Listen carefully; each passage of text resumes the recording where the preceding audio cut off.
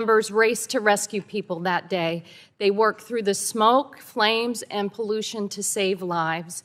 They are heroes. Many others responded in the immediate aftermath, and more are on the ground now, dedicated to recovery and relief. I understand that over 27 federal partners, including FEMA, EPA, the U.S. Army, and the Small Business Administration, are helping the people of Maui get back on their feet. And I appreciate the hands-on approach of Representatives Takuda and Case and Senators Hirono and Schatz and how they are supporting and advocating for their neighbors. Top of mind for the Congress at this moment of a threatened government shutdown must be to ensure that the recovery work continues uninterrupted for the people of Maui. Today, I hope we can learn more about the conditions that caused the fire and what else Congress can do for the island. There are things that we do know already. We know that strong winds from a nearby hurricane combined with drought conditions and dry vegetation led to advanced warnings of fire on Maui. We know that the fire started on the edge of town in Lahaina on Maui's west coast and quickly grew out of control, ultimately devastating the town and claiming the lives of too many neighbors. Fire crews were dealing with another fire miles away. We know that people there are still suffering from the losses of their friends, families, and homes, and that firefighters are still working to contain wildfires elsewhere. What we do not know is the exact cause of the fire and what more, if anything, could have been done to prevent it from starting or spreading. Hawaiian Electric has said that one of its power lines ignited an earlier fire in Lahaina the morning of August 8th. The Maui Fire Department said it had extinguished that fire. But then fire was reported again in the same location, and it quickly spread. While the National Weather Service in Honolulu began issuing alerts days before the Lahaina fire began, important questions remain about whether more could have been done to notify residents or de-energize power lines sooner. There are also critical questions about the steps local officials took in the 5 years since the wildfires struck Maui in 2018. These are important questions that are already being investigated, and while I strongly believe that we in Congress have an important oversight role to play, I do think it would have been helpful to have the benefit of the on-the-ground findings from the authorities before pulling the attention of our witnesses away from recovery efforts to appear before us. Nonetheless, I appreciate your willingness to be here today and hope we can learn more about this tragedy, whether and how it might have been prevented, and what can be done to prevent future tragedies like this, including ensuring that investments made for grid hardening under the Bipartisan Infrastructure Law and the Inflation Reduction Act are delivered quickly and effectively. I would also like to learn more about how electric and other infrastructure can be rebuilt in a more resilient way. It's only been 7 weeks since the Lahaina fire, and the emergency is not over. Investigators deserve time to do their work thoroughly and present their findings. Until we get a clearer picture, our primary focus must continue to be on relief and recovery efforts for the people of Maui. And that includes keeping government open and ensuring that federal resources are available to them. Thank you, Mr. Chairman. Chairman, I yield back. Gentlelady yields back. Now recognize the chairwoman of the chair of the full committee, Ms. McMorris-Rogers, for her 5 minutes. Thank you, Chair Griffith. Critical. It's a critical one. We're examining the tragic events that unfolded on the Hawaiian island of Maui last month. On August 7th and 8th, a series of fires broke out on the island, including one that destroyed the town of Lahaina. Our deepest condolences to the people of Maui as they face the daunting task of rebuilding their communities, mourn the loss of loved ones, and grapple with the painful memories of that terrifying day. The pain of seeing your home and your neighbors' homes destroyed within a matter of hours or even minutes is gut-wrenching. At least 97 lives were lost to this disaster, and we continue to pray that God provides strength and comfort to their loved ones. Many are still missing. According to an estimate from the University of Hawaii Pacific Disasters Center, At least 2,200 buildings were destroyed, with about 86% of those buildings being residential. We must do everything we can to minimize the chance that such a destructive and deadly disaster will occur again on Maui or anywhere else in the country. And unfortunately, if we fail to learn from this event, it very well could. The Hawaii Wildlife Management Organization reports that each year the percentage of total land burned by wildfire in Hawaii is equal to or greater than any other state in the nation.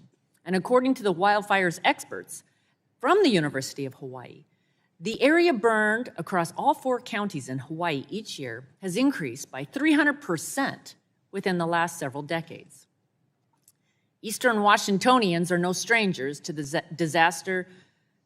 disastrous consequences of wildfires either. Last month, the Gray and Oregon road fires destroyed hundreds of homes, forced evacuations, and have been linked to 2 deaths. Hundreds are still recovering from and coping with the destruction of these wildfires. While it's difficult to revisit the disaster that occurred on Maui, we must examine any factors that could have caused or worsened the emergency, identify any unnecessary hazards that were allowed to persist, and pinpoint any additional precautions that could have been taken. I understand debate about the factors behind the cause and spread of the fires continues, but that Hawaiian Electric acknowledged that an early morning fire on August 8th appears to have been caused by power lines that fell in high wind. What happened after that, particularly concerning the second fire that swept through Lahaina that afternoon and destroyed lives, and the town remains open to an investigation. Part of our job here in Congress is to ensure that every American has access to affordable and reliable energy, and that responsibility includes making sure that energy comes from safe, well-maintained infrastructure. There's been a lot of emphasis on some of the competing priorities when it comes to modernizing our electric grid in recent years. However, we must make sure that safety remains a top priority. A grid that's not prepared for extreme weather or is inadequately maintained is not only unreliable, but also an unacceptable safety hazard that could potentially cost billions of dollars and endanger lives.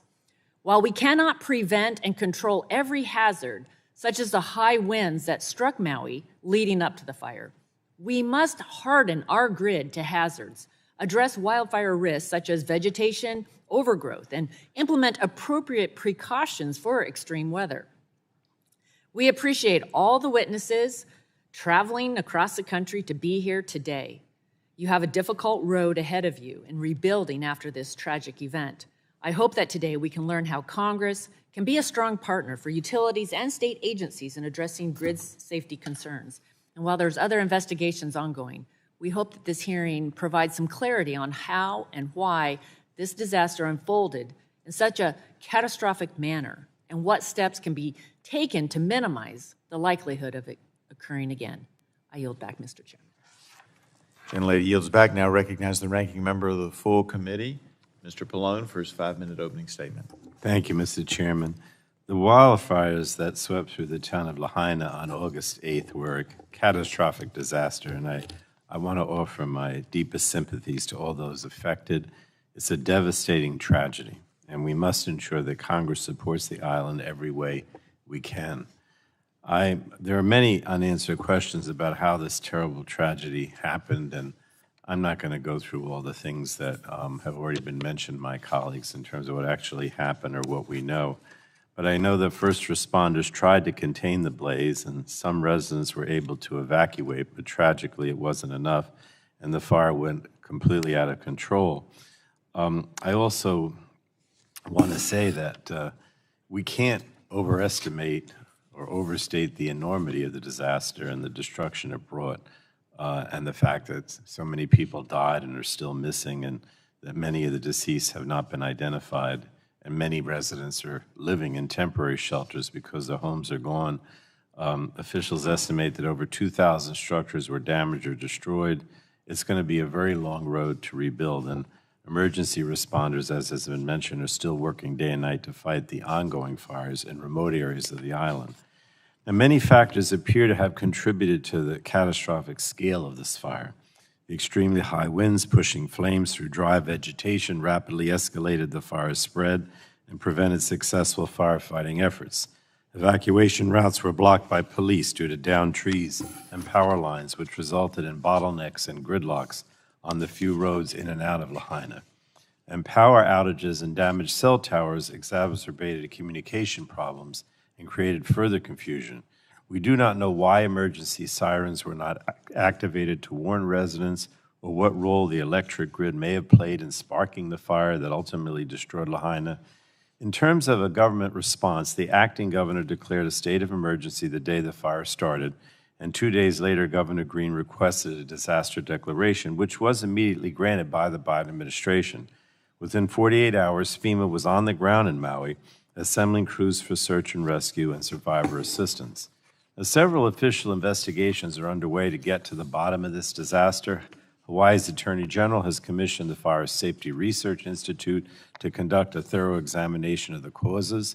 It's expected to make multiple interim reports before issuing a final report and recommendations around August of next year.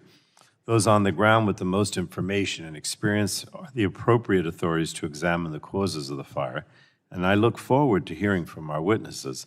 But I'm concerned that this hearing is shifting attention and resources away from ongoing relief efforts on Maui and the official investigations that are still in their early stages.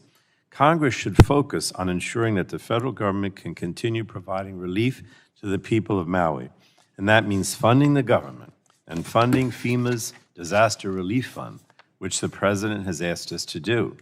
And that is something specific that we and only we can and should do without delay. A reckless government showdown, or shutdown, I should say, which we know is imminent, would slow Maui's ability to rebuild and recover. And after all, this disaster is not over. Thousands of people are displaced and in desperate need of permanent housing. Firefighters are still working, and utility crews are working to restore power and repair damaged infrastructure. So I'm hopeful that the investigations will provide answers so that we can learn from this tragedy to ensure this does not happen again. But right now, we must do all that we can to support the residents of Maui recover and rebuild. And a shutdown is not the answer, obviously. I mean, it's hard for us here in the midst of this potential shutdown to be talking about how much we can do, because we don't know if government is going to be able to do anything if by tomorrow night or Saturday the government shut down. That's certainly not, it's not easy for us to say to you that we're going to help when we don't even know if the government's going to be open. So I guess my main thing, and I know it sounds political, but I can't help it, because if the government shuts down, is a serious question about what we're actually going to do. But in any case, we appreciate everybody being here, and we are determined to do whatever we can to help. So thank you, Mr. Chairman. I thank the gentleman. Gentleman yields back. That concludes members' opening statements. The chair would like to remind members that pursuant to committee rules, all members' written opening statements will be made a part of the record. Please provide those to the clerk promptly. Again, we want to thank our witnesses for being here today and taking the time to testify before this subcommittee. You will have an opportunity to give an opening statement followed by a round of questions from our members. Our witnesses today are Ms. Sheely Kimura, President and Chief Executive Officer, Hawaii Electric, Mr. Mark B. Glick, Chief Energy Officer, Hawaii State Energy Office, and Mr. Leodolph Asuncion Jr., Chair of the Hawaii Public Utilities Commission. We appreciate you all being here, and I look forward to hearing from you. You're aware that this subcommittee is holding our oversight hearing, and when doing so, we have the practice of taking testimony under oath. Do any of you have an objection to taking testimony under oath or giving your testimony under oath? No. Seeing no objection, we'll proceed. I would also advise you that you're entitled to be advised by counsel pursuant to House rules. Do any of you desire to be advised by counsel during your testimony today? All right, I don't see any asking for that, so if you all would please stand and raise your right hand. Do you promise to tell the truth, the whole truth, and nothing but the truth, so help you God? Seeing the witnesses all answered in the affirmative, you're now sworn. You may sit down. You're now sworn in and under oath, subject to the penalties set forth in Title 18, Section 1001 of the United States Code. With that, we will now recognize Ms. Kimura for her 5-minute opening statement. Thank you, Chair Griffith. If you push your mic, yeah. Is it working? It's not loud enough. Maybe you can pull it a little closer to you. Is that better? It's a little better. What do our technicians say? Are we okay? Testing. I think we're good. Go ahead. Better? Okay. Aloha and good morning. On August 8th in Lahaina, Maui, we saw human loss and devastation at a speed and scale that is difficult for our hearts and minds to process. I want to start by honoring those lost and those whose lives have been forever changed by this overwhelming and tragic event. Most of you know the word aloha. There's another word in the Hawaiian language, kuleana. Loosely translated, this word means responsibility. But like aloha, it cannot be simply defined. It is a deep sense of responsibility that is both an obligation and a privilege. It's a responsibility that has been entrusted to you by your family, by your community, by the generations that came before you and those that will follow you. Kuleana is one's responsibility within a bigger system or community to which one belongs. It's a privilege to have kuleana within this interdependent system and to one another.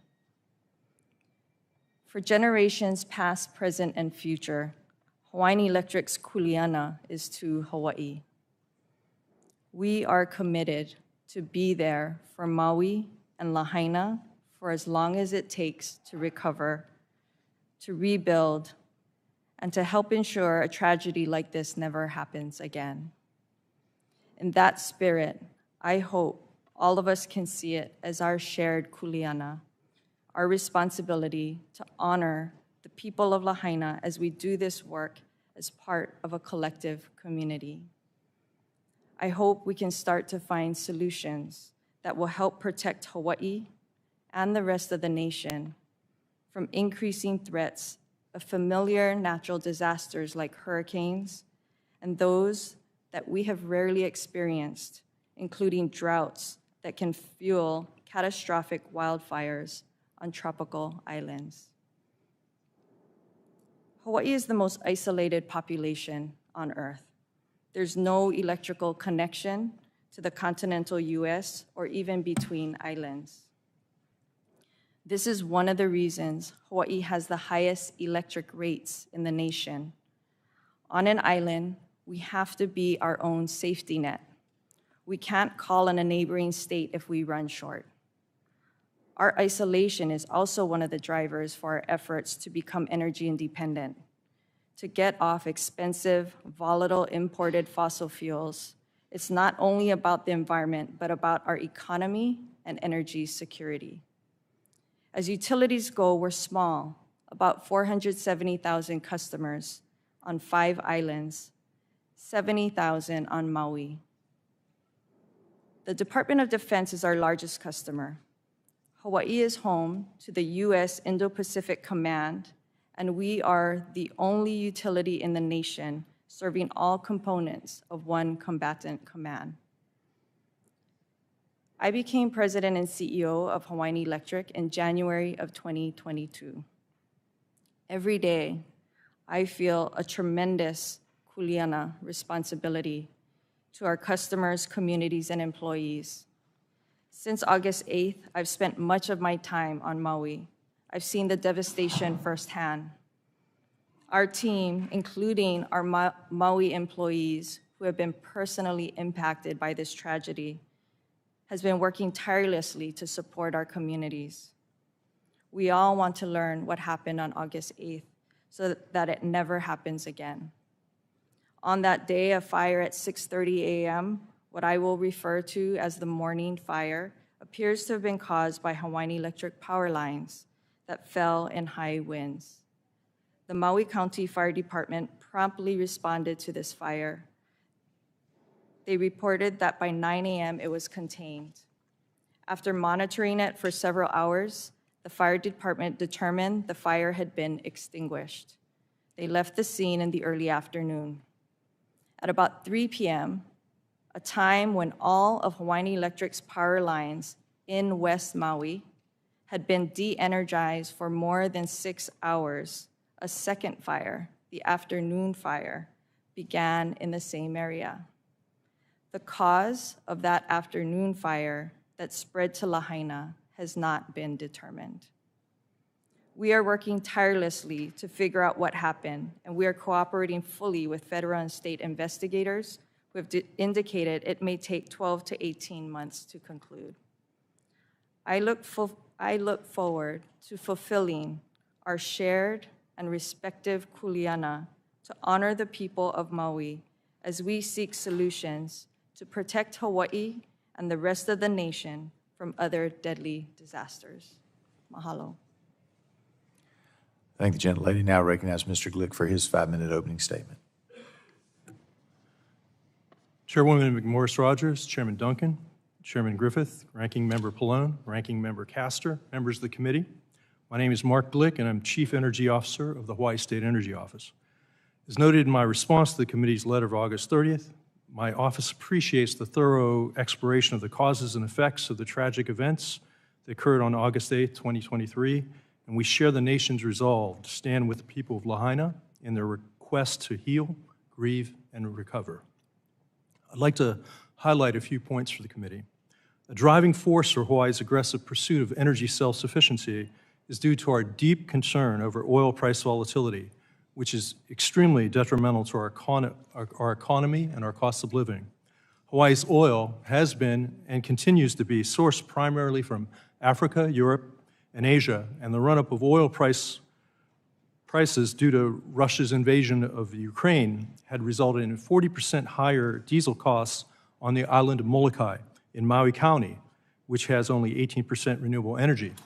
On the flip side, the island of Kauai, with 60% renewable energy, only experienced a 5% increase in energy costs during the same time and has the lowest average electricity rates in the state. In other words, adopting renewables in Hawaii is a low-cost energy solution while achieving other policy objectives. Hawaii's new normal with wildfires, long a real threat, was first realized with Hurricane Lane in August of 2018 and the California wildfires. It's now recognized that Hawaii's wet and dry periods are more pronounced, and for the first time, wildfire risk was ranked equivalent to hurricane, tsunami, floods, and earthquakes. Since the deadly fire in Lahaina, the Energy Office has participated in discussions with the Attorney General and other parties and is aware that investigations are ongoing with respect to Hawaiian Electric's actions. Therefore, it would be inappropriate for the Energy Office to comment on those issues at this time. We take an all-hazards approach to resilience and serve as emergency support function number 12 within FEMA's National Disaster Recovery Framework. Our broader mission is to help mitigate and respond to threats on energy resilience, focusing on energy security plans and response efforts. In that role, we have previously flagged invasive grasses and vegetation on the island of Maui and elsewhere in Hawaii as resilience threats. But I should make it clear, the Energy Office does not have any authority for oversight or enforcement of the utilities or the private sector on energy matters. We have also seen no evidence thus far that indicates renewable energy development has restricted available funds for vegetation management. A key Energy Office resilience efforts was participation in July of 2019 to November 2021 in the Resilience Working Group, established as part of Hawaii Electric's integrated grid planning process, with oversight by the Hawaii PUC. The working group considered hurricanes, earthquakes, tsunamis, volcanoes, wildfires, and physical and cyber attacks as the greatest threats to grid resilience, and recommended a set of resilience measures, including those addressing vegetation management. Among those recommendations are plans for enhanced vegetation management, particularly in critical grid areas, continue to harden and reinforce critical transmission circuit and upgrade structures, continue planning for expanding water-resistant underground cables, establish priority circuits with enhanced restoration capabilities and greater hardening, consider adopting advanced technologies and a more distributed resource approach, including microgrids for emergency and backup operations, and develop wildfire mitigation strategies for a worst-case wildfire event at Ma'alea, a location just 16 miles south of Lahaina. The working group emphasized that infrastructure owners and operators must work together in close partnerships to coordinate disaster planning and recovery with the shared responsibilities between the power companies, key customers, and the government. The final consolidated integrated grid plan was submitted to the Hawaii PUC by Hawaiian Electric on May 12th of this year and is currently under review by the Hawaii PUC. The Energy Office is now completing the Oahu Energy System and Critical Infrastructure Vulnerability and Resilience Assessment, a FEMA-funded effort. This assessment of Oahu's major energy supply, distribution, and demand networks and the state's critical infrastructure risks covers electricity, liquid, and gas energy infrastructure. Once completed, the Energy Office plans to follow up, pending FEMA approval, with a second phase of analysis for Kauai, Maui, and Hawaii counties.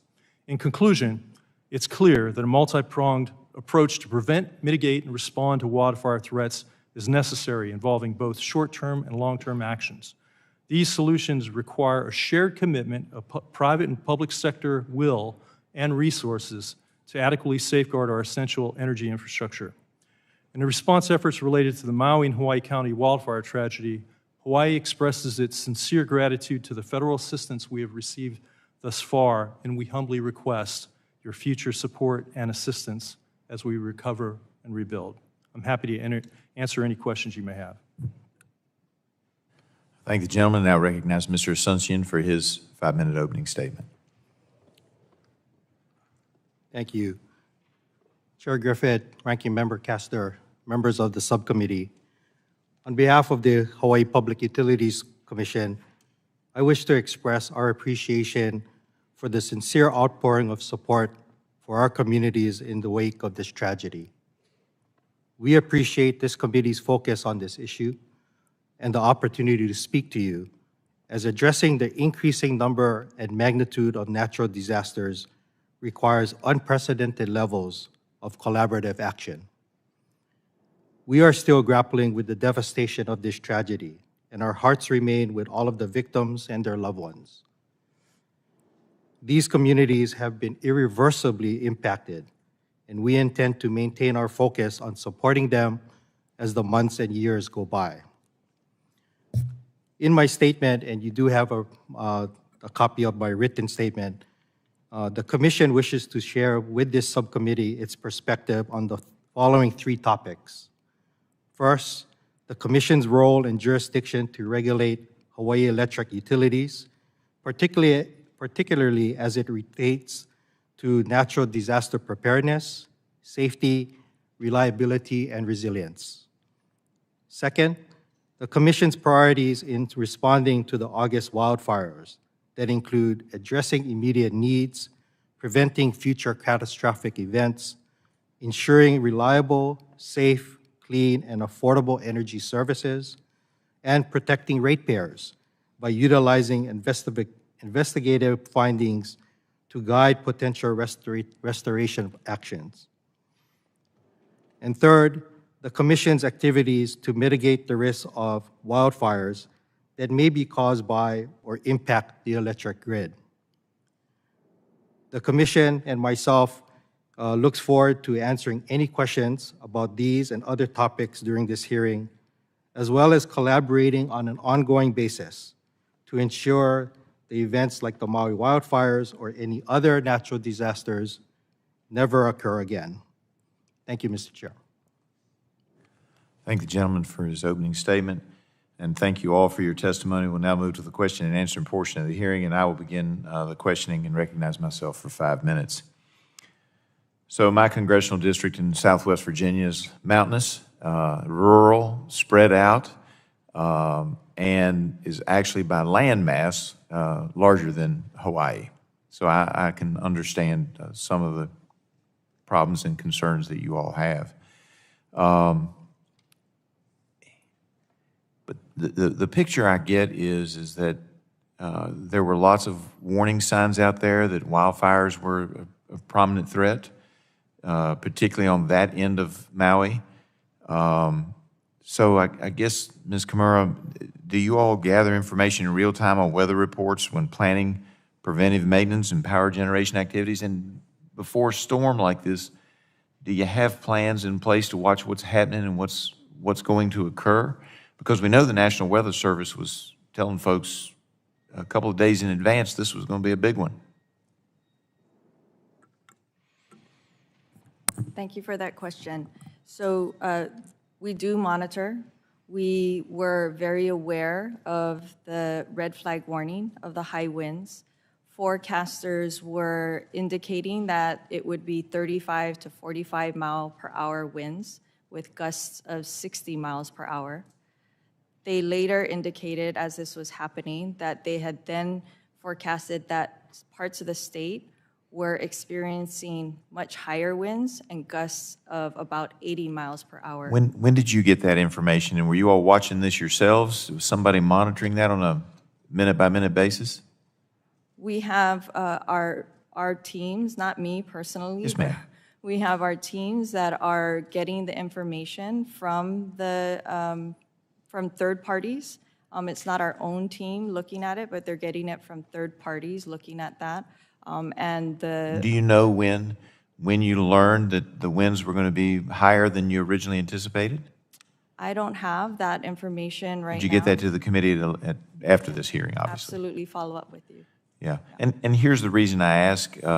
We get snowstorms. Y'all don't have that one.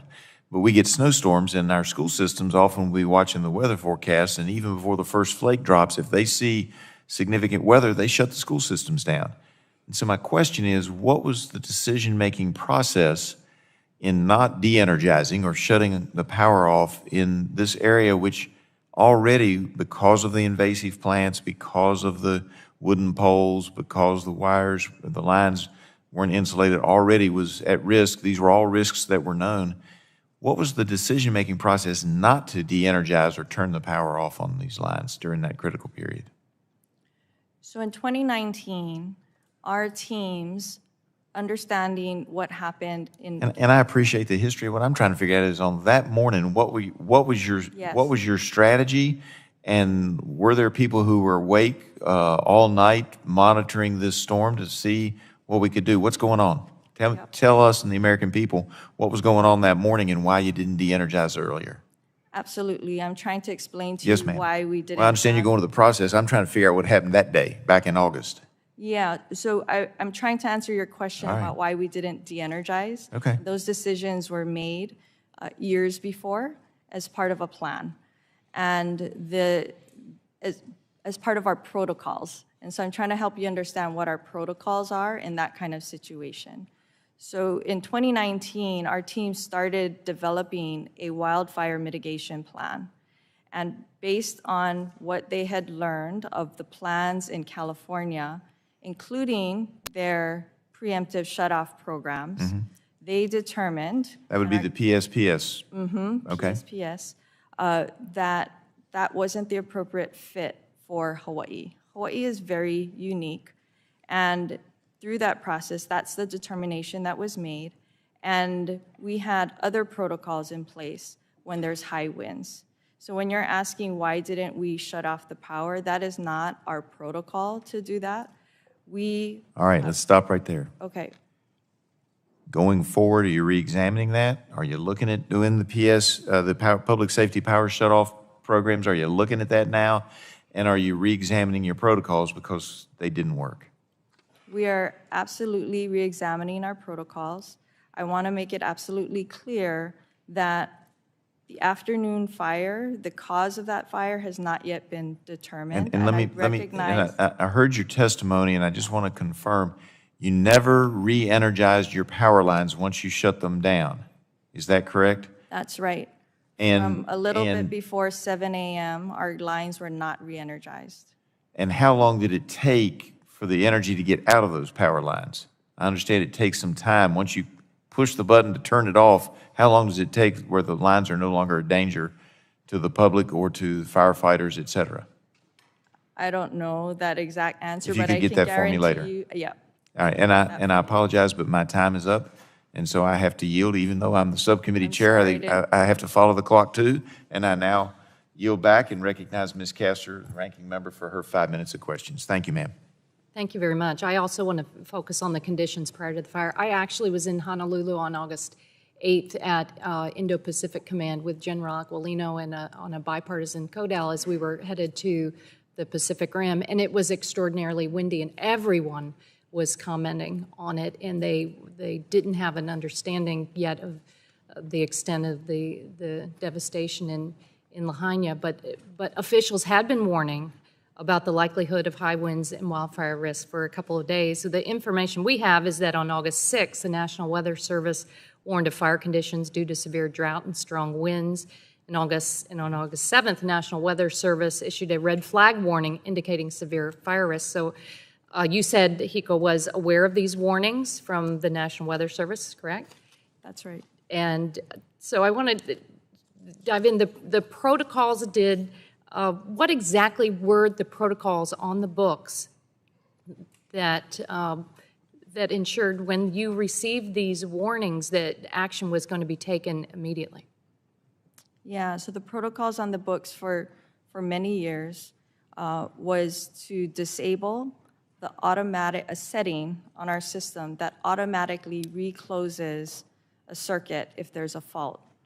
Meaning that if there's a fault indicated on the line, that it won't re-energize. The breaker will open and then it won't re-energize. And then how quickly after you received the warning did you act to do that?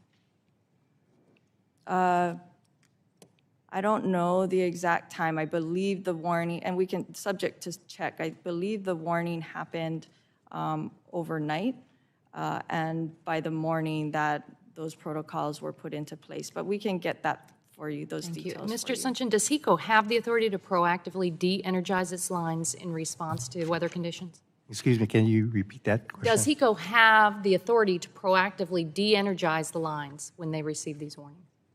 Yes, they do. Okay.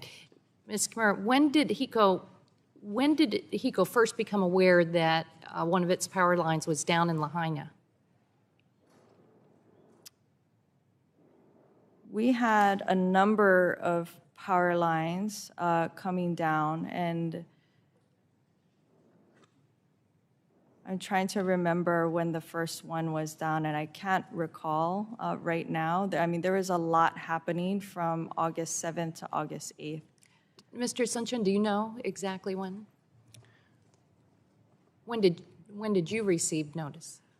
I received notice of lines going down or basically in the afternoon of the 8th when HECO informed us that they activated their incident management team. Last year, HECO submitted a plan to the PUC to spend $189 million on grid hardening to make its energy grid more resilient. And last month, DOE announced $95 million.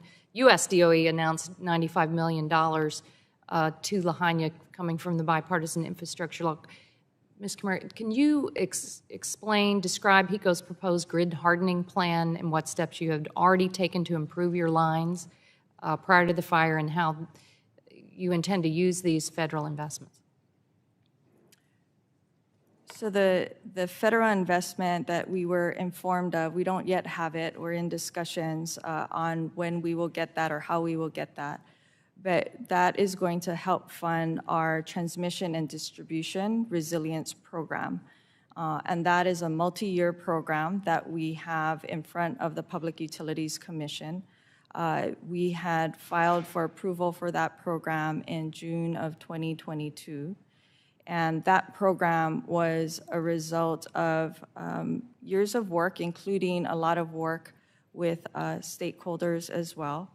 And that program includes addressing critical transmission and distribution infrastructure. Okay, but you had been working, you said yourself you've been working on this for a number of years. You weren't waiting for these federal dollars, hopefully.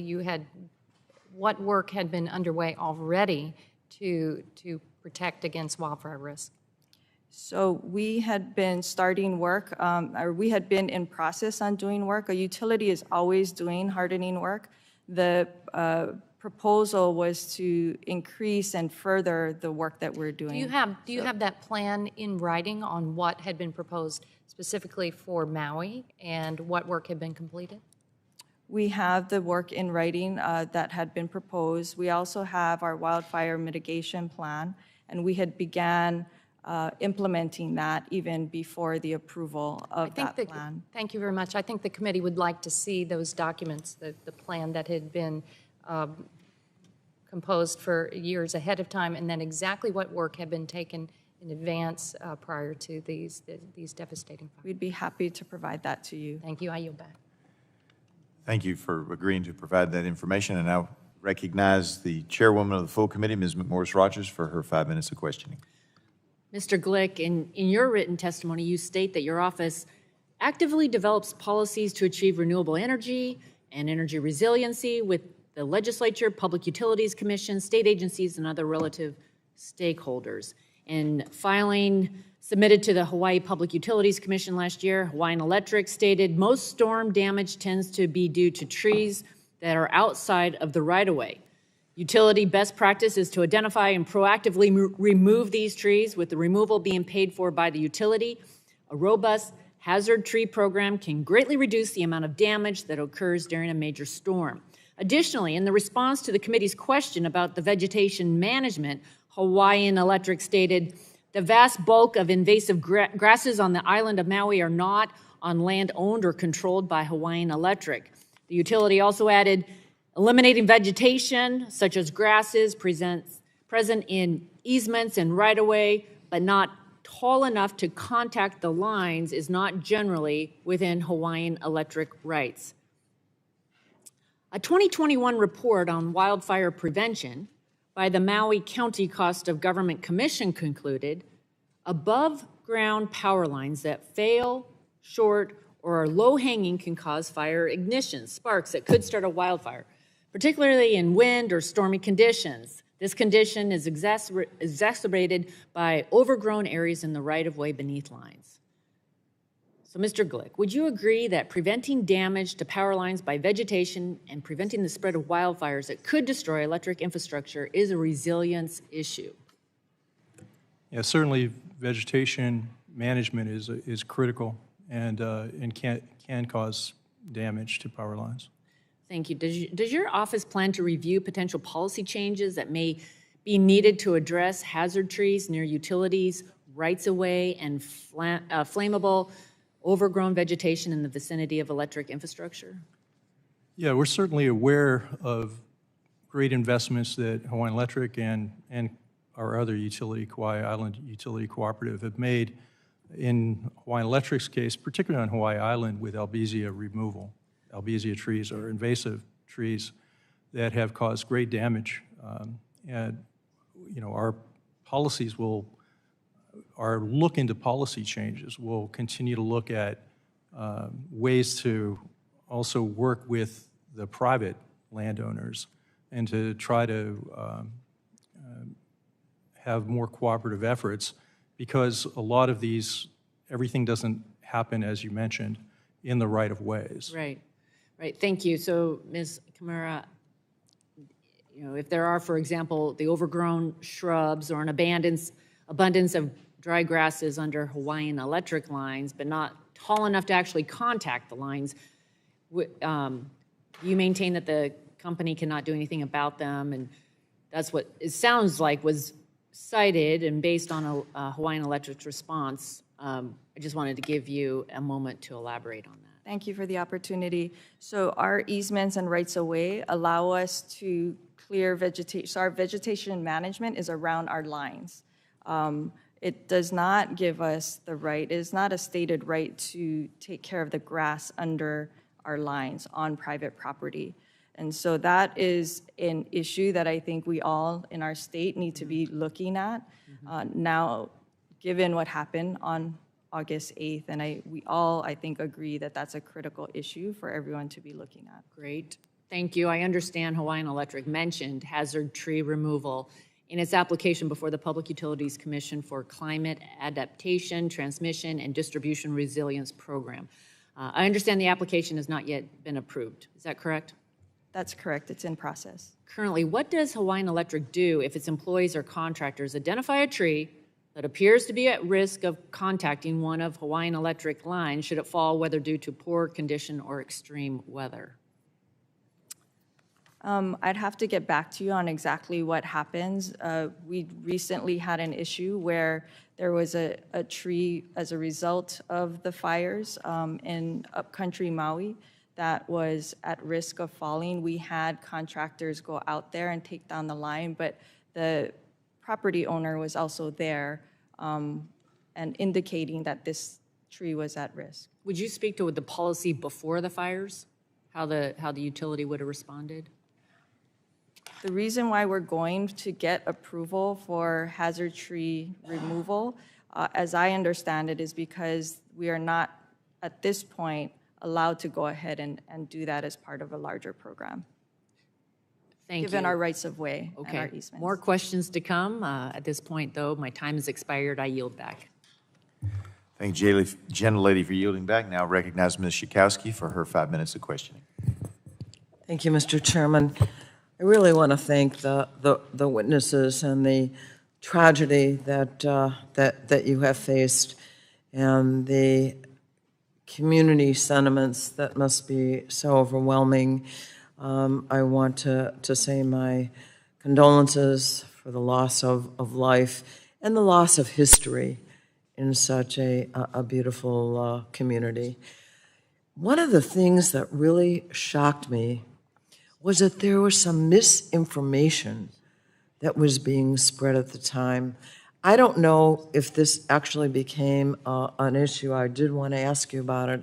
I know that there were that there were some social media generated by China and other malicious actors who were actually saying that there was it was caused by government space lasers discouraging some people from dealing with FEMA, and that kind of misinformation, disinformation that was being circulated. How shameful is that? But I just wanted to ask any or all of you if this disinformation had any effect, if you had to deal with that at the same time as trying to address the tragedy and the things that happened afterwards and all the work that you had to do in order to do the best for your communities. So if you had any comments on that, hopefully it was not had a big effect, but let me hear from you.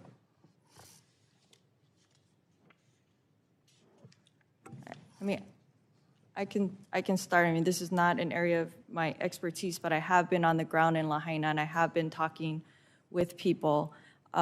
So it is very distracting, and it creates divide in the community. And in a time where people need to come together and support the community, it does create noise that makes it much more difficult for that to happen. And just talking about it personally for our own company, I recall having conversations. We would gather every morning in Maui in a big circle at 7 a.m. before the crews went out. And I remember having to tell them, stay focused on your work, be safe, don't let all of that noise in social media distract you and bother you, because we have work to do and we need to stay focused on serving our community. And I'm sure that's the kind of conversations others that are helping the community needed to have as well. Anybody else? The other thing I wanted to mention, so all of the investigation is not complete. What kind of impact does that have on your testimony today? What are we waiting for? What might you find out that has not yet been revealed because there is not yet a complete investigation? Can you answer that about the, yes? It's difficult to speculate on what might be found or what might not be found. This is a very complex situation, as you've been hearing from many of the members here. I've talked about in my opening statement being a part of a system and a community. there's a system here that was in play for all of these conditions to happen all at one time that resulted in the devastation in Lahaina. And there's a lot to unpack there. It's very complex. Many people, many different organizations are involved, and many conditions are involved. And all of that needs to be taken into account. And those are all critically important to understand, and how all of that works together as an interdependent system for us to figure out the right solutions for Hawaii as well. How soon do you think that you're going to get the final information from which you can plan ahead on the changes that need to be made?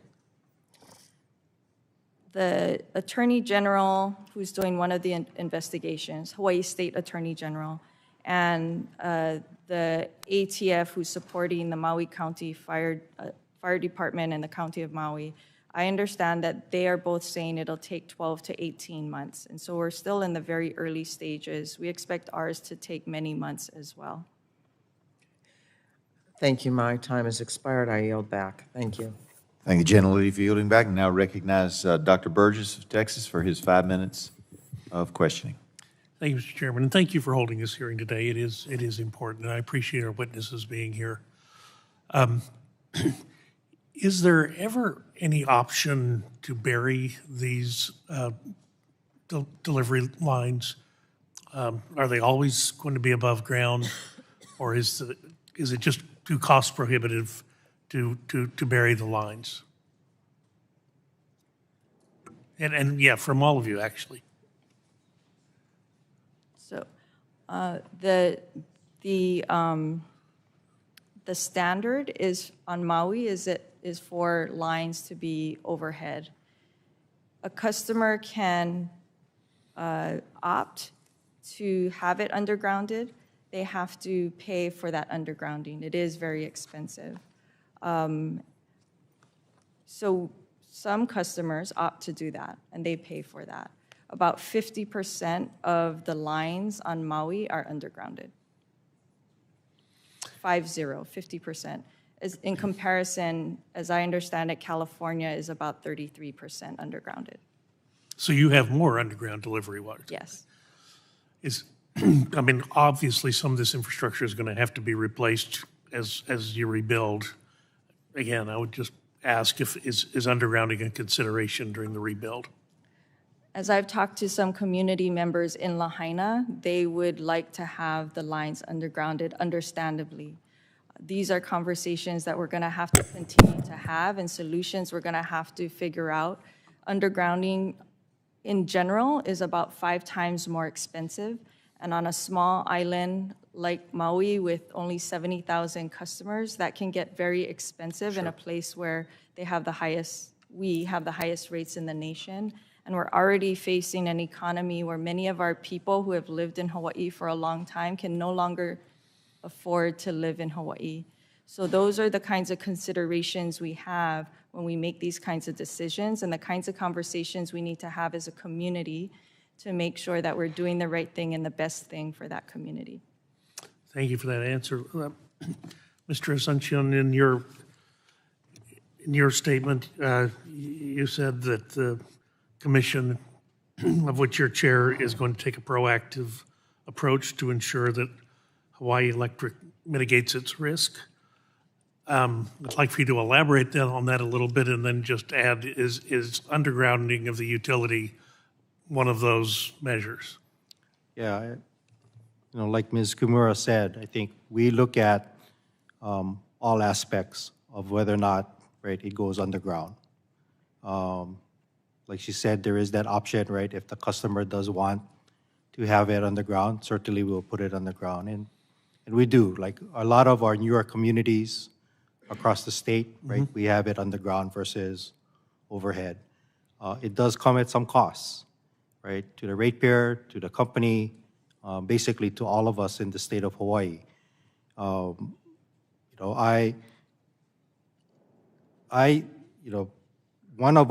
One one of our things is really looking at the cost. But I will say, as an urban planner, and knowing the conditions underground, especially in Hawaii, you hit the water table pretty quickly. So those are other considerations, more technical considerations that we need to look at. There is a cost to maintaining those lines underground. So all of that is wrapped up, in how we look at, the work that Hawaiian Electric will do, or even our cooperative on the island of Kauai, right? It's all the same considerations, right? At the end of the day, are we impacting the ratepayers greatly just for that island, right? We don't have like subsidizing of another island grid towards one. So at the end of the day, I get it, but sometimes the cost of doing nothing turns out to be prohibitive also. Let me just ask you, because does the age of the line make a difference? And I don't know the term for it, but the amount of the coefficient of sag in the line, does it increase as the line ages? I wouldn't be able to tell you that. I'm not the technical person. But the comment was made in some of your testimony that some of this infrastructure is getting pretty old. Is that fair to say? Yes. And so the brittleness of the line, the likelihood that it might break, again, whatever term I'm not aware of, the sag coefficient is going to increase, where vegetation that may not have posed a problem when the line was installed now may, because the actual physical configuration of the line is different. Is that a fair concern? Yes, it's fair. And, I think, some of those lines, depending on the age, right, they had a different type of standard or code at the time. Our rules are prospective, right? So if they're going to be doing maintenance, if Hawaiian Electric or the cooperative is going to be doing maintenance on the lines, installing new lines, it's getting up to that particular code at that time, right? So if the coefficient, if you want to call it, right, of sag is different today, right, we would expect our utilities to build to the current standard. Thank you, Mr. Chairman. I'll yield back. Gentleman yields back. Now recognize the ranking member of the full committee, Mr. Pallone of New Jersey, for his 5 minutes. Thank you, Mr. Chairman.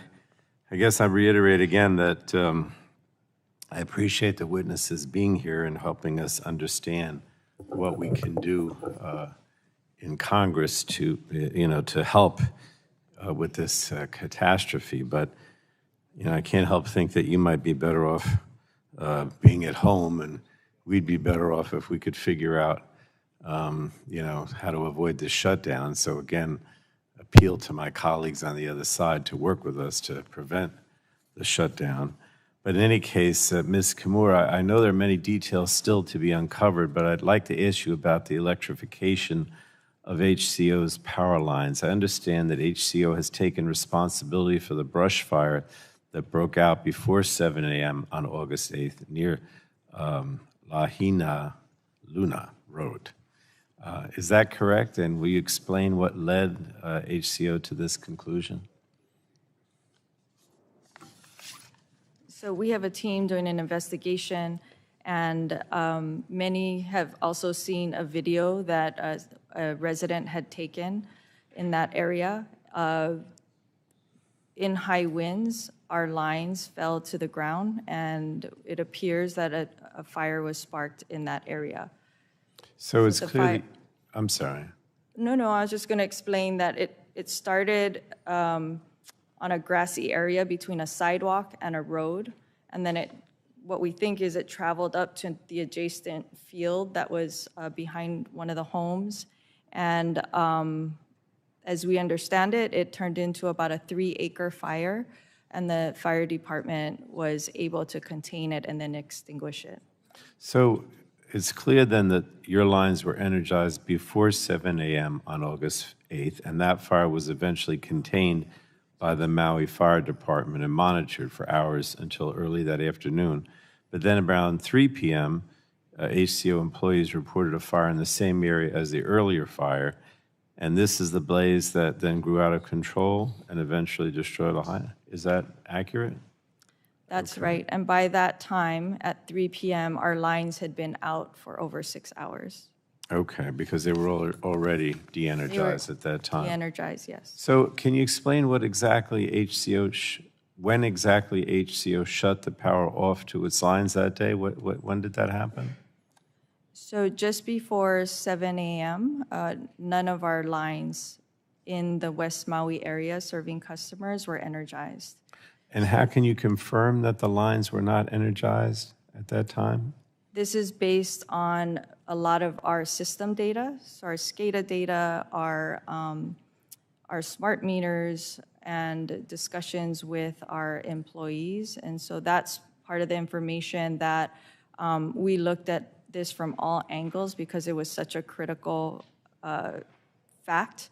And so we made sure that we looked at that very closely, and we're making our information available to the ATF.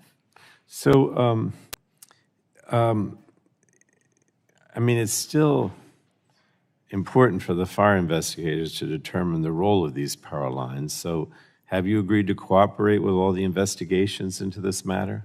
Absolutely. We've been fully cooperating and making our information available to them. And is HECO still conducting an internal investigation into the overall events of that day? Yes, we're still early in our investigation. And when do you expect to have results from your internal investigation? And do you commit to make those public when you have the results?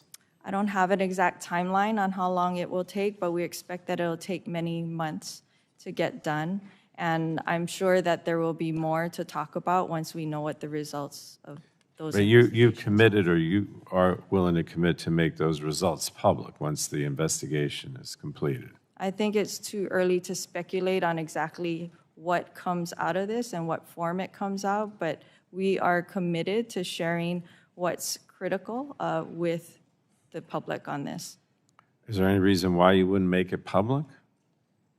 I mean, you seem to be hesitating a little bit. I think it's just too early to speculate on what that is going to look like in the future. We're very focused on finding out what happened there to make sure that it never happens again. All right. I'm just going to conclude, Mr. Chairman, again, that, we pledge to be a partner to the people of Maui as they recover and rebuild, do whatever we can to help on both sides of the aisle here. Thank you. Thank you, Mr. Chairman. Thank you. The ranking member yields back, and I will recognize myself for 5 minutes for questions. And I'm going to talk about, to Ms. Kimura, I want to ask you these questions. And it's about remote, how we monitor remote areas. I'm from Kentucky. We have a lot of rural areas as well with power lines. So just kind of interested in moving forward. So just to establish it, I believe, Ms. Kimura, that Hawaiian Electric and its subsidiaries have equipment running through remote territory. Is that correct? I'm sorry, can you? You have equipment running through remote territory. Yes. So I'd like to learn more about how you monitor that and its in the grid for potential problems. News sources have reported that on Monday, August the 7th at 10:47 p.m., a security camera at the Maui Bird Conservation Center caught a bright flash in the woods, and one person at that location stated the power then went out, and the surrounding forest was on fire shortly after that. Was Hawaiian Electric aware of an incident involving its power lines at that time? I do not know what was known right at that moment. We would have had a fault indicated, but I can't tell you exactly what our personnel knew right in that moment. Did the personnel know of it from some kind of internal system, or did you only learn of it when the news report came out? I would need to get back to you to let you know exactly what they would know in that moment. Okay, because several news sources have reported that data shows a number of line faults in your electric grid on the August the 7th and the early morning of August the 8th. And in the Washington Post, a line fault is indication a power line has come in contact with another object or was knocked down. Does Hawaiian Electric employ any kind of sensors or technologies to detect or display these faults? Sorry, can you say the last part of your question? Yeah, does Hawaiian Electric employ any kind of sensors or technologies to detect or display these faults? We do have technologies to do that, but we are also investing in additional technologies to have the situational awareness of what's happening on our systems and more control and awareness for our systems. Okay. So were any of these faults that you say you do have, I know you're looking at adding additional, but you do have fault detectors, as you said, Were any of these working on Maui on those dates? And did they alert the company that there could be an issue with some of its lines? And did anyone respond to go check out the problem?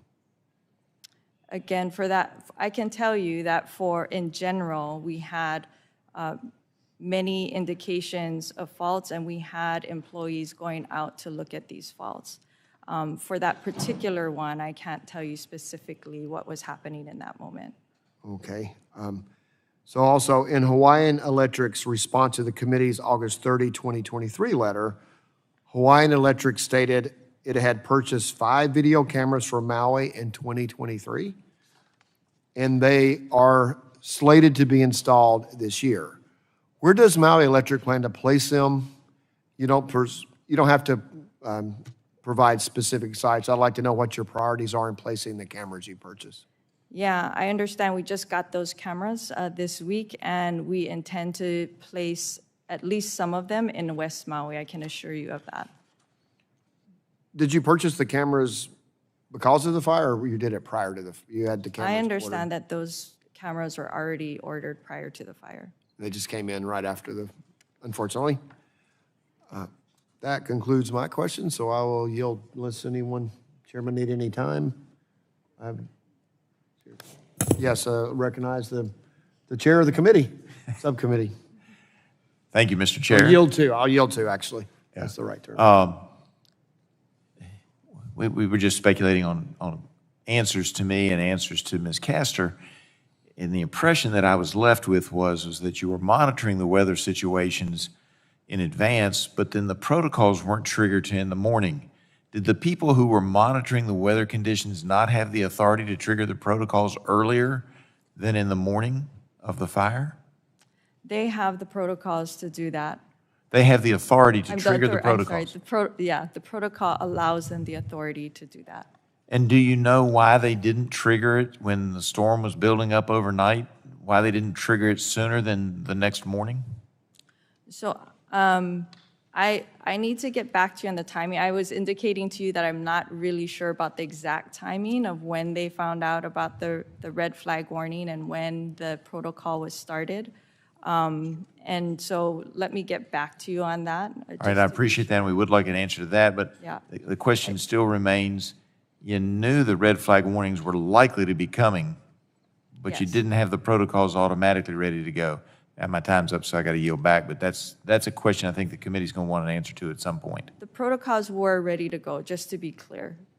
The protocols were in place and Okay. ready to go, and they have the authority to institute it at their discretion by assessing the situation and understanding what the weather report is.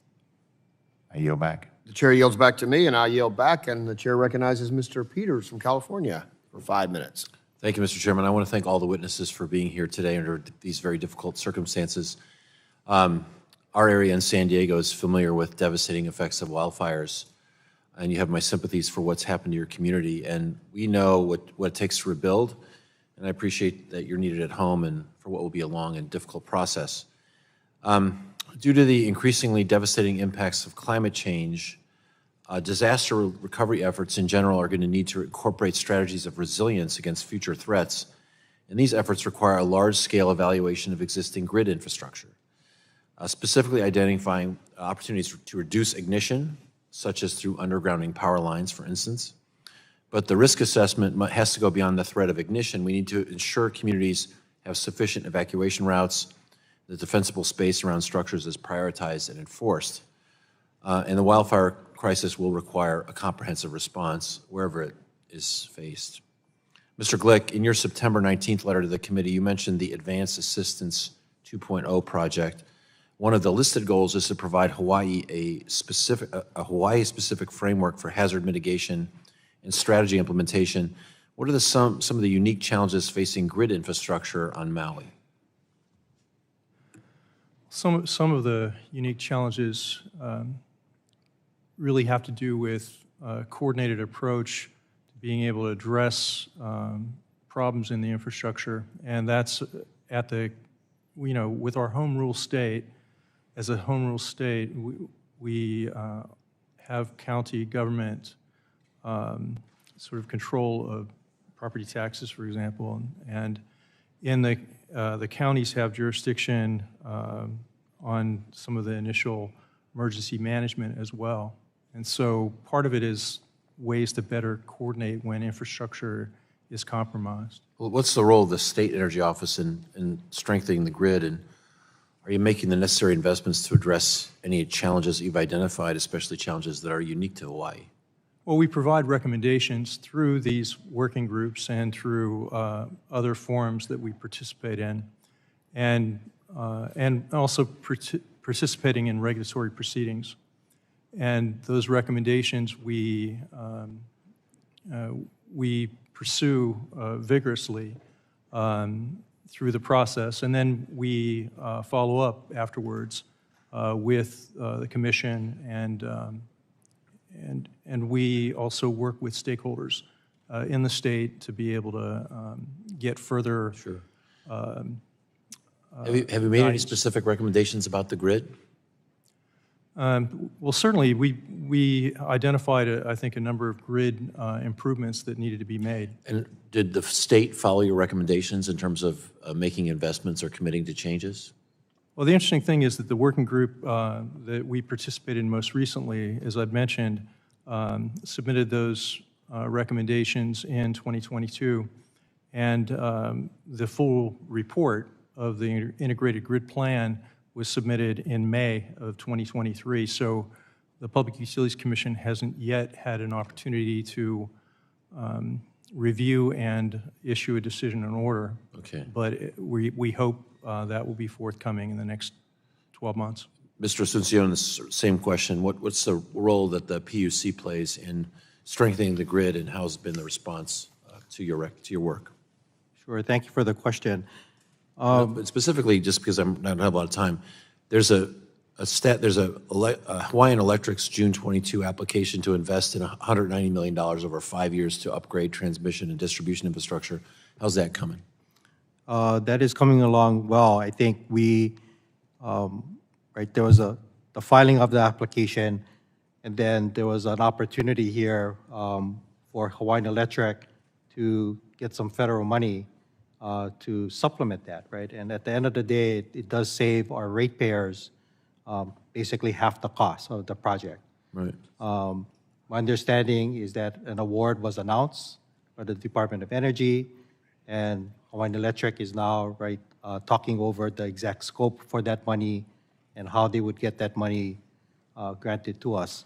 Okay. What we have committed to at the Public Utilities Commission is to render a decision within 90 days of the announcement of that award. But it sounds like you appreciate the role of this infrastructure investment and of transmission with relation to fires and resiliency. And sorry that that this came as you were preparing to deal with it, it appears. So I wish you the very, very best. And we send our love and prayers to the folks in Hawaii, and I yield back. Gentleman yields back. Now recognize the gentlelady from Florida, Ms. Kamick, for 5 minutes of questioning. Well, thank you, Chairman Griffith, for hosting this hearing today. Thank you to our witnesses for appearing before the committee on this very important topic. And, as we all know, the fire brought horrific loss, and it was truly a tragedy. And for everyone who was impacted, our hearts just break and go out to everyone who has experienced loss. So it's my hope that today in this hearing that we not only get answers, the very really much needed answers for so many people, but also we can identify ways that we can avoid another tragedy. So I'm going to start with you, Ms. Kimura. Did I say that correctly? All right, thank you. So we've seen the news reports alleging that Hawaiian Electric may not have properly maintained its electrical equipment and wooden poles. So I'd like to give you an opportunity to respond to those claims. Specifically, in the response to this committee's August 30th letter, Hawaiian Electric stated that its inspection and mitigation programs on Maui to mitigate fire risk include test and treat. That is the inspection of the poles. And you further explain that as part of the test and treat program, that you were looking for indicators of strength, anchor inspection, treatment of poles for rot and termites, et cetera. Being from Florida, I know what humidity and heat and wind and salt can do to environments and assets, so I understand it's a bit more challenging. But in that report, you stated that you had performed tests and treat programs on approximately 29,000 of the 31,000 wood poles in Maui County since 2013. Why were there approximately 2,000 poles that were not subjected to that same testing? If I could also take a moment, now that I want to clarify an earlier thing that I was talking about in terms of the timing of the red flag warning and when we instituted our protocols. So I was just able to double check on that information. So it was, the red flag warning was initiated overnight on August 7th, and by the morning of August 7th at 7 a.m., we had instituted our protocols. And so I wanted to make that clarification the day before all of this happened. And so on the polls, you are absolutely right, 29 out of 31,000 over the last 10 years. The last 2,000, my understanding is that we just hadn't gotten to those yet, and they're part of our program now. We have looked at, there was a Wall Street Journal article that talked about this recently as well, and if I could take the opportunity to You could clarify certainly, you what could was in certainly there? submit that for the record. I mean, Okay. but for the purposes of time, I just really understand if any of those polls that were not tested and treated, those 2,000 plus-ish polls, if they were not part of that program over that 10-year span, were any of those polls the ones located in the areas that were struck by the fire on the 7th and the 8th? I don't know the answer to that question right now. As we indicated, there's a lot happening right now, and we're still in response mode and haven't been able to look at all of those things. It's a very good question and something that we will look at. I can tell you that near the fire, we had looked at one of the poles, and we know that that was inspected just in 2022. So, that's an indication of poles in those areas and the timing of when they were inspected. Okay. Well, and I appreciate it, and I certainly know, again, my state, my district just took a Cat 3 hurricane, and Very so sorry for that. I 100% understand that recovery comes first. But I think certainly in the future, it would be very helpful to understand if those particular poles were in the area that was the initial start and subsequent spread, but then also what we can be doing for the future in terms of mitigating this issue with either composite poles, concrete, steel, looking at a variety where there's areas that are especially prone to having a weakened structure that would be helpful. I have 39 seconds, so I'm going to jump around. I'm going to stay with you, Ms. Kimura. The report that you issued wasn't binding, that the county issued. The 2021, July 2021, the County of Maui Cost of Government Commission, that wildlife reduction, wildfire prevention and cost recovery on Maui, that report, that's not binding, correct? I don't know if that's binding. I think that one was you're aware of to the existence County of of it? Maui. Yes, I'm Okay. aware of the report. That was a report to the County of Maui. So did anyone from the utility engage with Maui County or the Cost of Government Commission following the report to identify a way that Hawaii Electric could help address the concerns that were laid out in this report? Based on what I was told, we were not tasked with those recommendations from the County of Maui.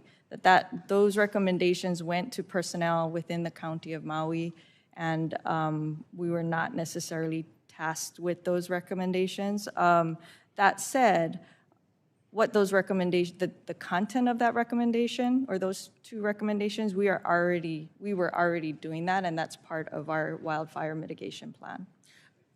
My time has expired, but I think it's really important for us to nail down what happens with jurisdiction on those recommendations and who takes responsibility for them. I know you said you were implementing a number of them, but I'd like to know where the liability falls. So with that, I yield back. Thank you to our witnesses once again. Thank you, gentlelady, for yielding back. Now I recognize the gentleman from Alabama, Mr. Palmer, for his 5 minutes of questioning. I thank the chairman. I thank the witnesses for appearing. It's heartbreaking what happened to Lahaina, and really hope that you can get things worked out for those people who have suffered so much. I do look forward to hearing from my colleagues from Hawaii and my friend Jill Takuda.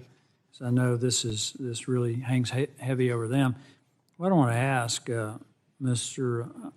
Sunshine is after a rate case is decided by the Public Utility Commission, for instance, a filing to perform vegetation trimming under a power line easement, how does the commission go about verifying that the work was actually performed?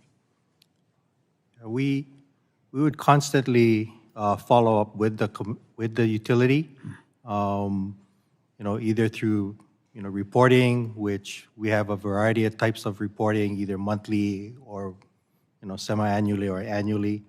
What we want to make sure is how is it impacting the ratepayer, right?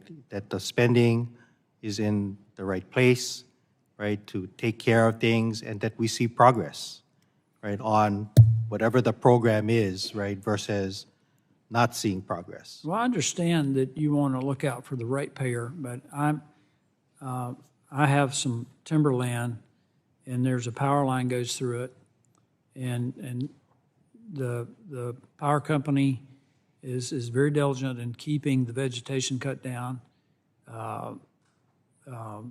making sure that there's not fuel underneath the wires that could be ignited, or that if it were ignited, it would not damage the lines or the poles that support the line. And I'm up there, and I can see what's being done. People who live around there can see that. Have there been people on Maui that have reported excessive growth of vegetation? Is that something that people just weren't aware of as a potential problem for wildfire? I will say that those types of reports would not come to the Public Utilities Commission. It might go to like our. But does it come to, what I need to know is if the public's reporting this to the power company, and the power company taking action, and if they don't take action, does the commission know about this? Yeah, certainly the commission would know through the types of reporting that we have, right? I think the immediate, right, is really contingent and the responsibility of the utility, right, to act on those notices from the public.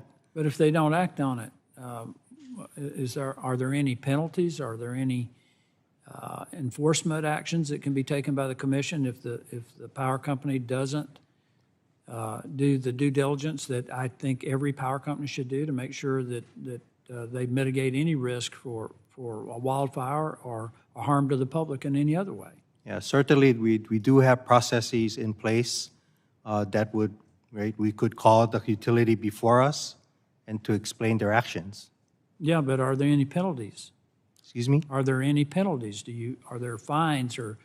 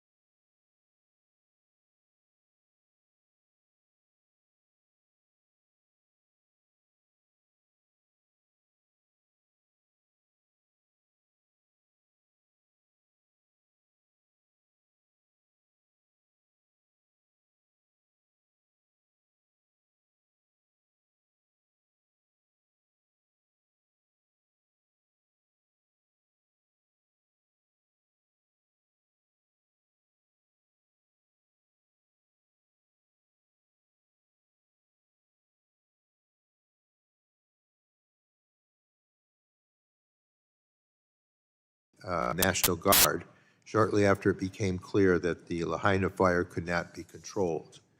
So on August 10th, Hawaii Governor Green requested a major disaster declaration, which President Biden immediately approved. On August 18th, President Biden amended that declaration to make even more resources available for response and recovery efforts. So, Ms. Kimura, can you describe the federal involvement with recovery on Maui and what more might help support short-term recovery efforts on Maui? Our teams are part of the Maui Emergency Operations Center, and they're working alongside, and Maui County is coordinating the resources of FEMA, of EPA, of a number of different organizations. And so all of that assistance is greatly appreciated and has made a significant impact on our state's ability to support the Lahaina community. As we move forward, I can't speak to all the day-to-day things that are needed, but as we move forward and we need to rebuild what has happened in Maui, it is going to take a lot to clear what's there, and we appreciate the assistance that's being provided for that effort, not just our things, but the entire area, and to make it safe for people to go back, because there's a lot of toxins and hazards and all of those kinds of things. So that is going to be critically important. But as we rebuild, it's going to be very expensive. And I am very concerned about how the County of Maui and the citizens of Maui are going to be able to absorb the cost of that rebuild. And I think that's where assistance from the federal government could be very helpful to that community. Thank you. And again, Ms. Kimura, are there additional steps you would like to see Congress take to support long-term recovery efforts in Hawaii? This is not my area of expertise, so I apologize that I can't answer specifically about the specific needs. We know that there are, opportunities for federal funding, that we have a team of people looking at that, not just at our company, but at many other organizations to ensure that we look at all opportunities to support the recovery and rebuild of Maui. Thank you. And so I'll offer that question and direct it also to Mr. Asuncion, please. Excuse me, could you repeat that? Sure. Are there additional steps you would like to see Congress take to support long-term recovery efforts in Hawaii? Well, certainly, I think we always appreciate what the federal government can help us with, right? Be it, this particular disaster, be it other natural disasters that we have. I think we have always had a good relationship with the federal government, and in my world, I'd like to keep it that way. But I think, certainly, it's not only specific to Hawaii. I think all of our states that we represent, right, where we can get additional resources or assistance from the federal government, we would certainly appreciate that. Thank you. I have other questions that I'll get to the subcommittee so as to get you to respond in writing. But I thank you all, and many of us here in Congress are committed to Maui's recovery and are willing to do anything and everything that we can to support that effort. To that end, Congress must pass President Biden's supplemental appropriations request that includes $16 billion to prevent the Disaster Relief Fund, which is currently supporting the recovery efforts on Maui from running dry. And I look forward to hearing from my colleagues from the Hawaiian delegation, Representatives Tokuda and Case. You all have my heartfelt condolences for what you and your community are experiencing, and we are totally committed to making a difference on your behalf. With that, Mr. Chair, I yield back. Gentleman yields back. Now recognize Mr. Duncan, who's joined us. He's chairing a subcommittee upstairs, and we appreciate you coming to be a part of this subcommittee as well. Now yield to you 5 minutes for your questions.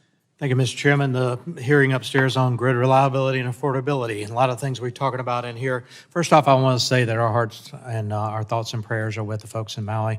Ms. Kimura, I appreciated our conversation yesterday. I could see the pain in your face by what your fellow citizens there are enduring. And so I want you to know sincerely we will continue to do all we can and continue to lift you up in thoughts and prayers. Mr. Chairman, I want to submit for the record an article from the Institute of Energy Research titled Hawaii Invest in Renewable Energy Rather Than Wildfire Prevention. Article for the record. All right, we'll take that up at the end of the meeting according to our protocols. Thank you all for taking the time to be here. So I know it's a long trip. Ms. Kimura, it's my understanding that there were plans to build an LNG facility in Hawaii. Why did that project never come to fruition? This was many years ago. We had been working on a proposal for LNG infrastructure in Hawaii to import it into Hawaii.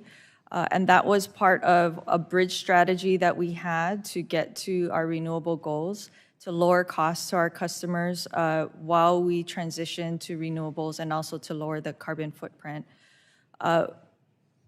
When we were in the process of proposing those plans, the governor of the state of Hawaii at that time had indicated that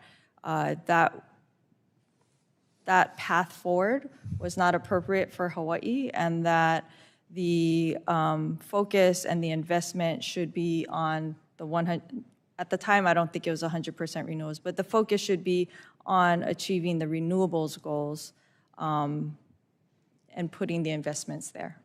So your dispatchable capacity comes from oil-fired now, and you're using some biodiesel. I understand that. I'm sorry, can you repeat that? Your dispatchable generation now comes from an oil plant, and you're using biodiesel, and I appreciate that, but I just want for the record that they do have baseload generation that is dispatchable to supplement the renewables. How would you assess natural gas affect the availability of firm generation, the affordability of electricity, and the overall level of emissions in Hawaii? That assessment was done many years ago, and I can't recall now what the impact was. We had determined at that time that it could significantly reduce the cost of electricity in Hawaii if we were able to implement that at that time. And with sufficient time from when we were proposing it to when we had to achieve our renewable goals, we felt like the investment was worth it and could amortize itself over that period of time to provide that long-term benefit to customers. Yeah, thank you for that. For the record, I would just say that clean-burning U.S.-produced natural gas has helped the United States lower its carbon emissions. But do you think the impact of this fire will have on the cost of electricity and overall reliability of Hawaiian electric grid will change public opinion on the construction of an LNG facility? That is hard for me to say. In Hawaii, we haven't talked about LNG for many years in Hawaii. You think that conversation will come back up now? It has not. Hawaii is very focused on achieving our current statute of 100% renewables. And as we implement our renewables agenda here, we are achieving projects. For example, a solar plus storage project that went into the ground last year was at 9 cents per kilowatt hour, and that was a third of the cost of what it would cost for fossil fuel generation based on oil.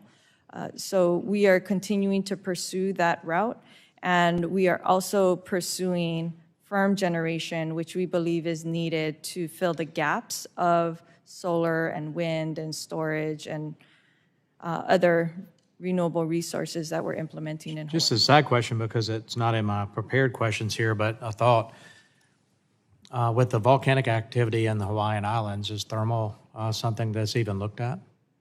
Is what? Thermal. Yes, so we have geothermal on the Big Island of Hawaii, and that is a very important resource and a firm resource that we believe is critical to the future of Hawaii, but it's also challenging to get that resource. Yeah. So I'd love to investigate that more. I want to ask one last question. The Maui Public Utilities.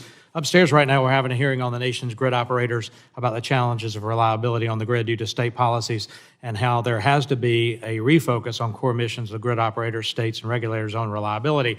In a similar way, given the clear shortcomings you identified, vegetation management, in your submitted response, we also have to go back and re-examine how and whether state policies to drive energy resource to be 100% renewable may have affected priorities and or your offices and the utility away from focusing on resilience and managing risk, including mitigation fire risk. Was that a question to me? Yeah.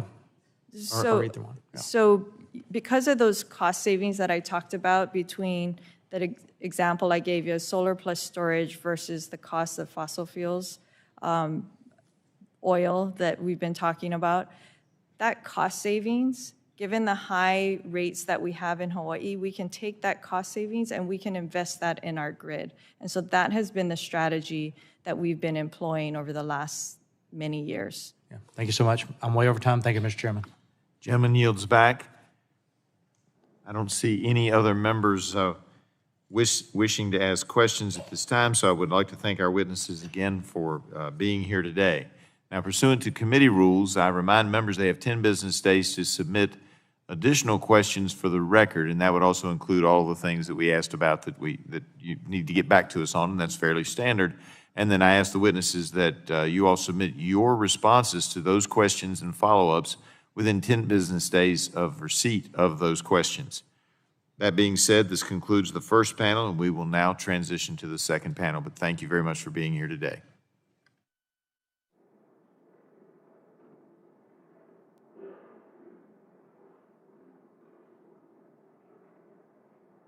Why don't we take a 5-minute recess, and we'll come back for the second panel.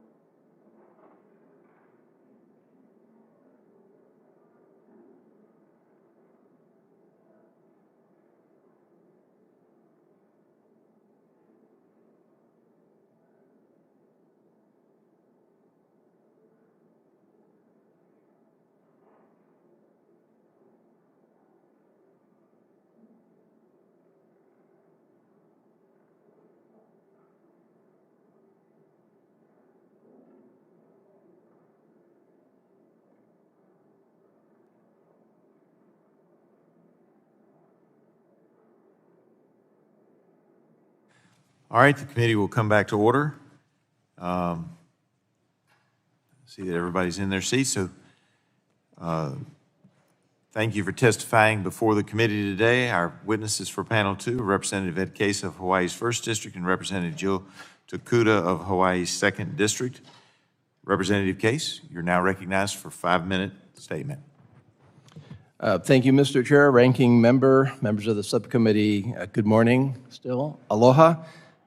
And first of all, for all of the people of Hawaii, thank you so much for your expressions of concern and for your focus in this hearing. I appear before you today as the former representative for the 2nd Congressional, which is Maui, and as one who, like so many around our country and our world, feel a deep personal sense of loss. But most importantly, I appear before you as one with my colleague, Ms. Tokuda, of our 2 representatives from Hawaii, because in Hawaii, we really don't think about district lines. Districts don't matter in Hawaii. Maui and Lahaina are part of all of Hawaii.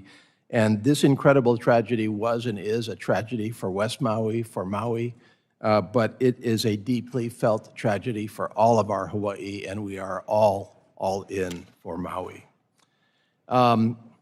Ms. Tokuda, who's been a constant on Maui, devoted to Maui's needs since the early days of this tragedy, will describe for you a little bit more personal detail what happened, what the situation is on the ground. We'll relay some very personal stories that I hope drive home the point of the true situation and what our path must be going forward.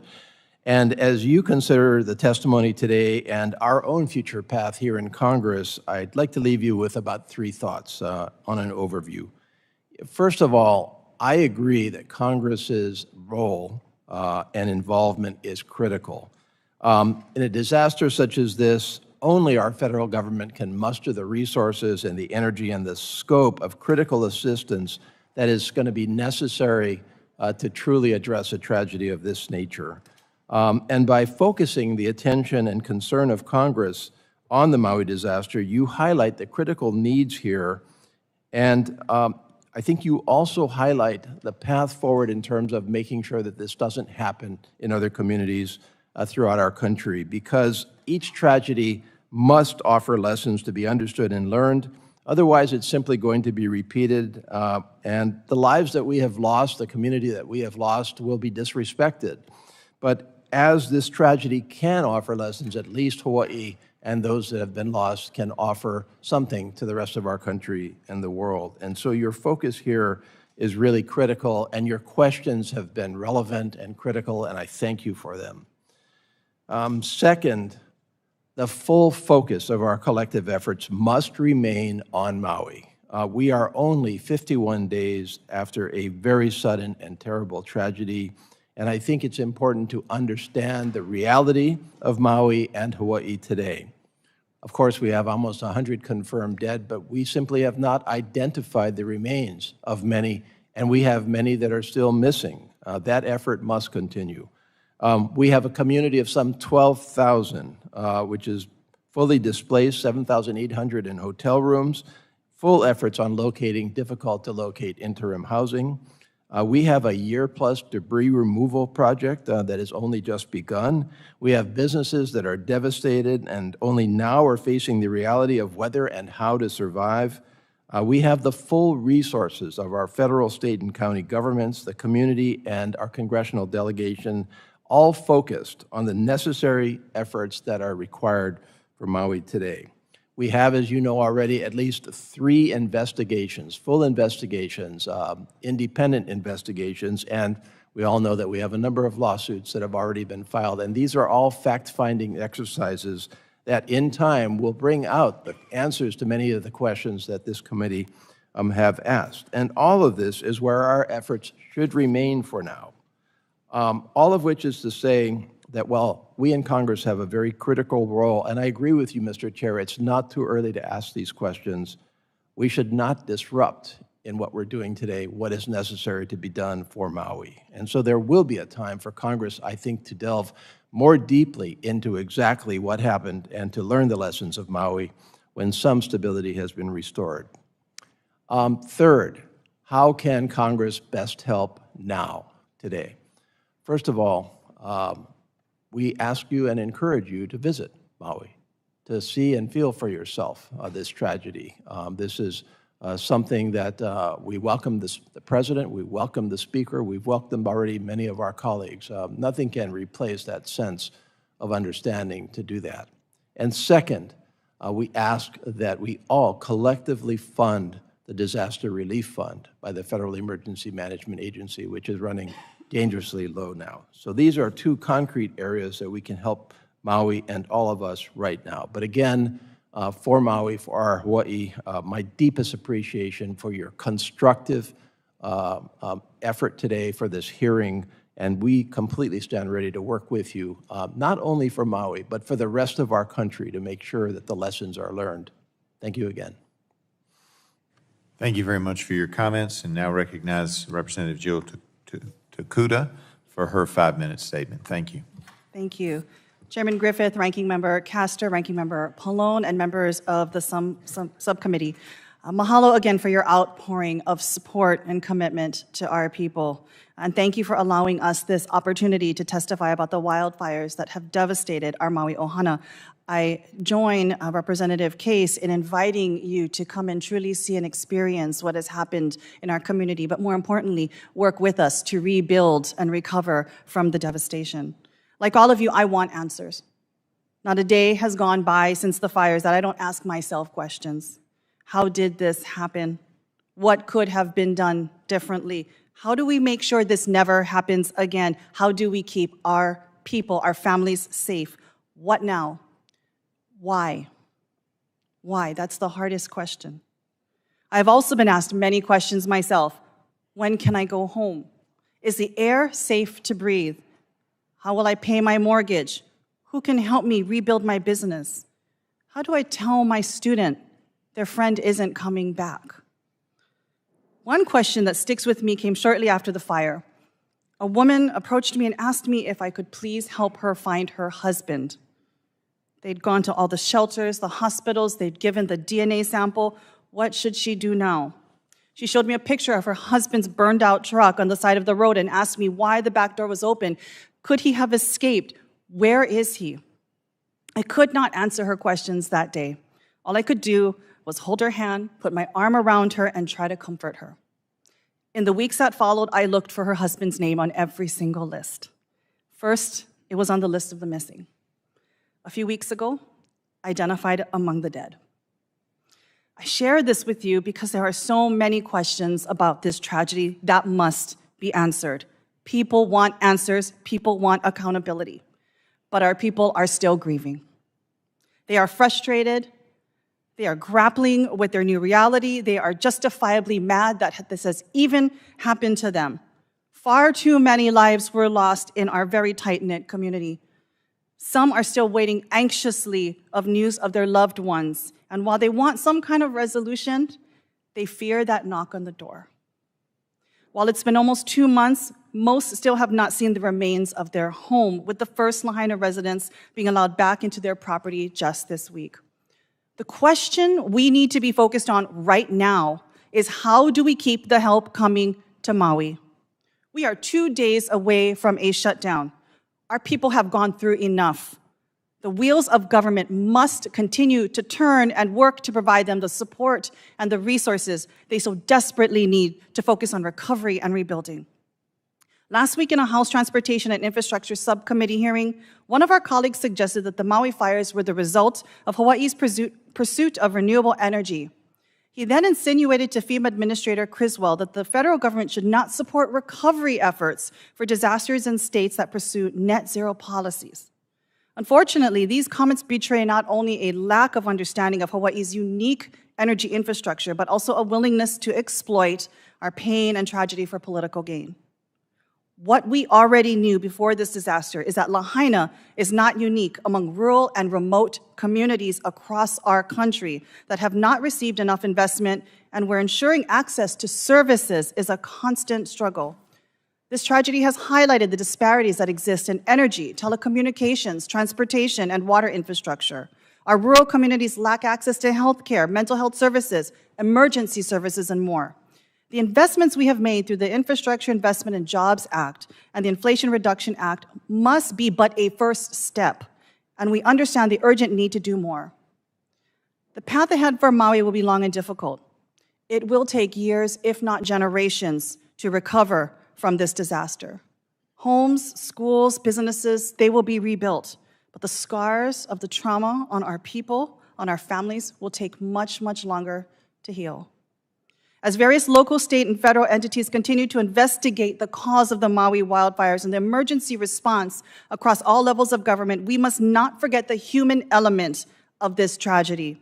Behind the whirlwind of investigation and litigation that have emerged from this disaster is a community still healing and fighting every day to recover and rebuild. While the historic banyan tree has become a symbol of hope, we must never forget that the people of Lahaina are her roots. There is no Lahaina without the voice, the vision of her people. Like you and I, our people have questions too. We all deserve answers. Right now, the most important question must be, how do we continue to keep the help coming to Maui? Mahalo for allowing myself and Congressman Case to testify before this committee. We will continue to count on your support and commitment in the weeks, months, and years to come. With all of you as part of now our extended Maui Ohana, I have hope that our people can and will continue to stay Maui strong. I yield back. Thank you, gentlelady, for her comments, and appreciate each of you all being here, and know that this subcommittee will try to find answers, and that while doing so, we will not forget the human factors involved as well. Anything final? I would. Thank you, Representative Takuda. Thank you, Representative Case. I heard you loud and clear, and on behalf of the Democratic side of the aisle, again, our sympathies are with you, but I think we can best show our sympathies by acting, by, as you said, helping get answers, making sure that the recovery continues, that the disaster relief recovery fund is fully funded, and then taking the lessons learned to help prevent this from ever happening anywhere else. And I did want to offer, this is the 1-year anniversary of Hurricane Ian that hit Southwest Florida, where 150 people died, over 50 drowned because of storm surge. So they're still recovering too, as people in Puerto Rico are. Just a couple of months ago, Hurricane Idalia hit Rep. Kamek's district, but in my area, I still have people who are flooded out that have all of their belongings in pods out on the street. And what caught my attention this morning on the front page of my hometown newspaper, the Tampa Bay Times, says FEMA has paused Florida aid.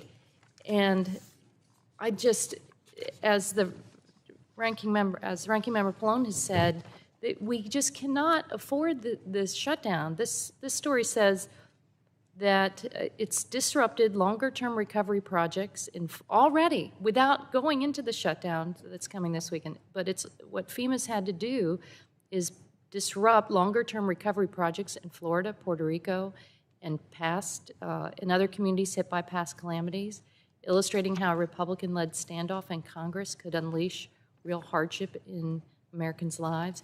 It's impacting the reconstruction of the grid in Puerto Rico, says the Department of Economic Development and Commerce in Puerto Rico.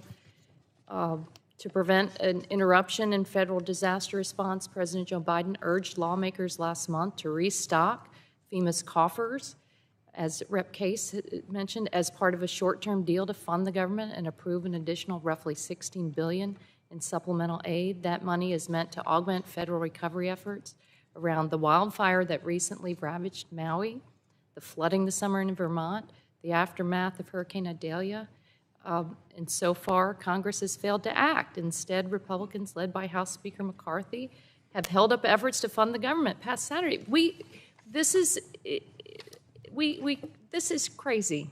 This is self-inflicted. This is not how a country as great as the United States of America should be acting. This is a gift to our adversaries. So I just urge my Republican colleagues, because I heard your very sincere sentiments, that you are here to help support the people of Maui. And the most important thing to do, it's in our power right now, since these investigations are going to be ongoing for months, the most important thing is to ensure that the people on the ground there can continue to help. And Rep. Takuda and I talked yesterday. I'd like to ask her a little question about what's going on in the recovery. I'm not allowed to ask questions. All right. Well, I would. It's part of our protocol. I would sorry. encourage everyone to talk to Rep. Takuda and Rep. Case about the extensive recovery and the missions that are on the ground. When I mentioned at the beginning of the hearing, on my way out to the Pacific Rim, we were in Honolulu on August 8th. On the way back, the United States Army gave us a briefing of their recovery, and it was, these people are heroes. They step back from kind of the national security mission to focus on the recovery of their neighbors in Maui, and these are very difficult assignments under very difficult conditions. So let's not throw a wrench into the recovery of people in Maui. Let's not aggravate and pile on their pain. This can be avoided, and I just encourage you all to take that to heart and put people over politics. Because right now people look at Washington and they just see a political mess, and it's time to really think about the people all across America that are going to be impacted. I thank the gentlelady for her comments, and not wanting to get into too much politics, but certainly welcome all the Democrat votes that we can get on Republican-led measures to keep the government open. Mr. Chairman? We need to bring this to a conclusion, but I would ask unanimous consent to insert into the record the documents included on the staff hearing documents list. Without objection, that will be the order. Mr. Chairman, I'm not asking a question, I just want okay. to make a comment, if that's all right. Well, I know, but I made a very brief comment and then I'll be brief. Got a very long, although heartfelt response, and I don't know that this is the time that we should be debating those Well, I issues. just wanted to say, if I could, I'll be like a minute. In the sense of comedy, not comedy, but comedy, getting along, I will recognize the gentleman to make a brief comment. Thank you. I'm not going to repeat about the shutdown. I think we all know that that's not a good thing for what's happening in Hawaii in terms of the recovery. But I did want, I know that Representative Takuda also mentioned this idea of some kind of ideological test for recovery. You said that it was suggesting that if you were looking to have 100% renewable, that there shouldn't be funds going to Hawaii.